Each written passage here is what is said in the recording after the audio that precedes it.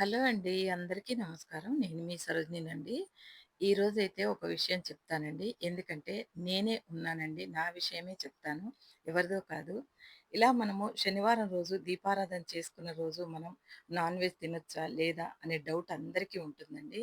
ఎవరైనా మనకు తెలిసిన వాళ్ళొస్తే వాళ్ళకి వండి పెట్టడమా? లేదా ఇంట్లోని వాళ్ళు ఇప్పుడు సాటర్‌డే ఇప్పుడు చాలామంది తినరండి. చాలామంది తింటారు. ఎందుకనంటే పూజలాగానే ఉంటుంది. మనం తినడం బరాబరే ఉంటుంది. ఎందుకంటే ఇంట్లో మగవాళ్ళు పాపం ఆ రోజు సాఫ్ట్‌వేర్ ఇంజినీర్‌లకు ఎందుకంటే శనివారం, ఆదివారం 2 రోజులు హాలిడే ఉంటుందండి. ఆ హాలిడే తీసుకొని వాళ్ళ ఇంటికొస్తారు. మన పిల్లలే అనుకోండి వాళ్ళ ఇంటికొచ్చారు.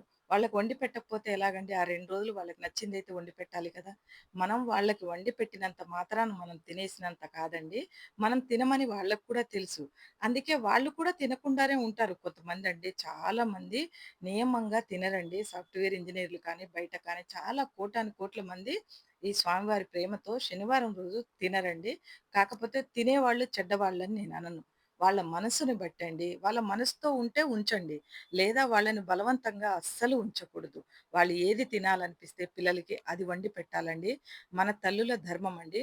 లేదా ఏదన్నా హోటల్‌కెళ్దాం మమ్మీ ఏదైనా పుట్టినరోజు వస్తుందండి. ఇంకేదన్నా వస్తుంది. అప్పుడు మనం నేను ఒక్క పొద్దున్నాను నాన్న. నేను పొద్దున మధ్యాహ్నం భోజనం చేసేసాను. ఇప్పుడు బయట భోజనం నేను తినను. నేను రాను అంటే మీ పిల్లల మనసు ఎంత బాధపడుతుందండి. అందుకనే వాళ్ళని తీసుకొనెళ్ళి మనకు నచ్చింది ఏదైనా మనం తిని వాళ్ళకి వడ్డిస్తూ వాళ్ళకి ఆ ఫీల్‌ని వాళ్ళకి మంచిని పంచాలండి.